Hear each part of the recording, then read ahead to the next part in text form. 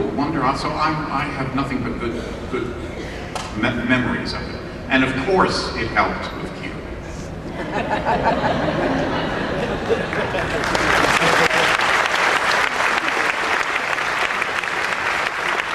I think that soap opera actors are so underestimated. Don't you think?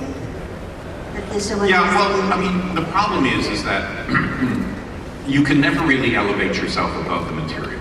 It's very, very, very difficult. And so, you know, as time goes on, if you just keep on cranking out a bad material, I mean, you know, forgive me, I don't think there are any kids in the audience, but you walk around and shit long enough, it begins to stick.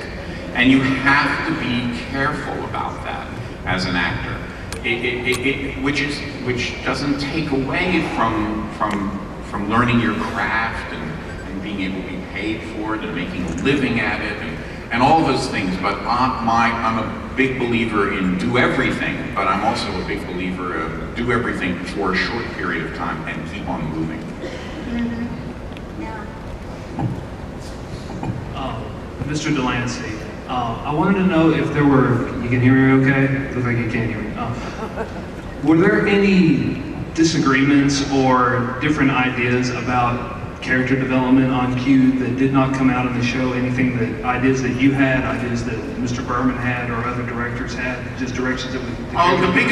Yeah, I understand. The biggest differences were that when I did the character to start with in Farpoint, the intention of the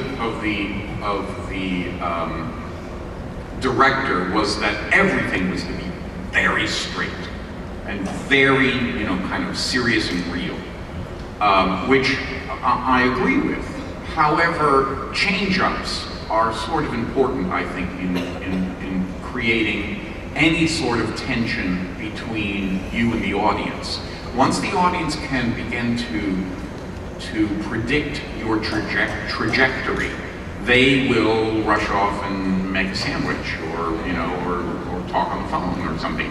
But if they can't quite figure out where you're going to be when they come back, if they went off to do that, then they will not go off. So I've always felt that smile and still be a villain. So you make sure that you have a number of different things that are going on all at the same time. So he and I had differences of opinion about that. They weren't big deal. It wasn't a big deal. And listen, he might have been very correct in that, you know, they did a second one. And maybe if we had done it the way I thought, we wouldn't have had a second one.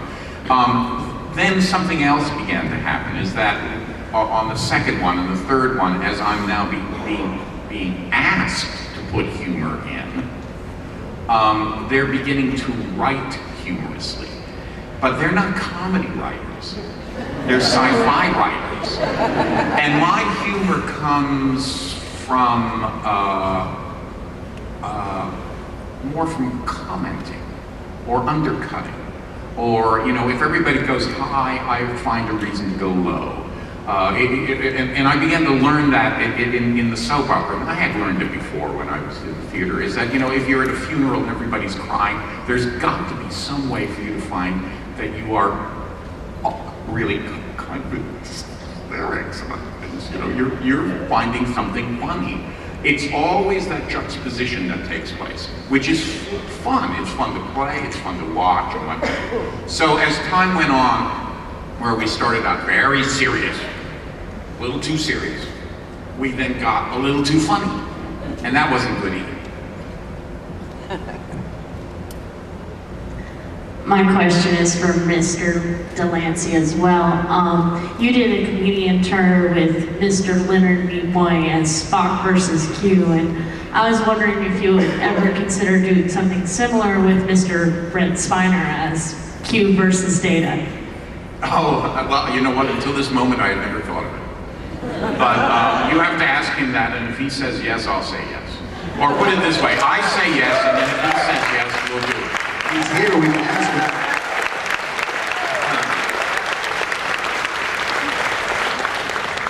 Spock versus Q was written by a very clever writer, Cecilia fan, and like everything else, it really requires good writing, and then, you know, the actors sort of jump on. It's easy at that point.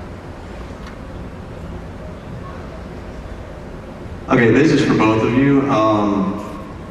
Having done acting with different productions before myself, what sort of, you know, when you start doing something new, there's always that tension that's going on. What sort of pranks were pulled on each other in order to break the tension during your filmings? What kind of a prank? Yeah, what sort of things did the cast have to do to each other? You know, just spontaneous little jokes played on each other. Boy, I can't think of any. Those, you know what? Those are difficult questions. I'll just jump in while you think of. Those are difficult. Everybody thinks that because of these blooper reels, that it's just one, you know, crazy prank-ridden day after the other. 16 hours is not the environment that you usually. Okay. Also, the regulars have usually more reason to sort of fool around than those of us who are just coming in as guest stars. I mean, I had some of the regulars say to me, you know, sort of in a backhanded sort of way, gee, when you come on, you get more lines in one episode than I get in a year. Okay? Well, that's a lot of work. So there isn't that much time to be fooling around.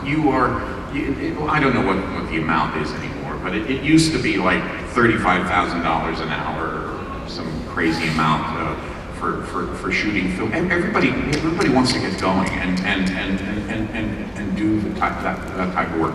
It's on stage when you're repeating the same thing over and over again, 8 days, or 8 shows a week, you know, you're in your 9th week, then the sort of silly things take place because you expect things, you know, you're expecting the door to open and it doesn't, or, you know, you go to grab for the gun and it's not there, and, you know, those are classic stories, and the guy going around going, oh my God, I'm supposed to, you know, the burglar's in the room, and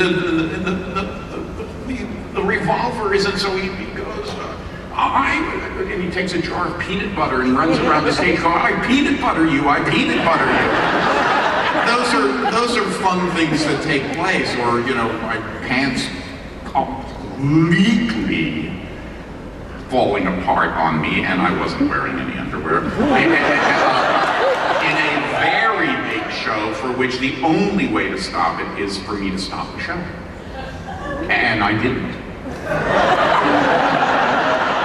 But that's fun because, but let me tell you, you get a little bit, you know, you get, you know, this much water. Oh, stop. 5 people are on you with hair dryers and stuff like that. Nobody wants anything to go wrong on the set because we have to get it filmed.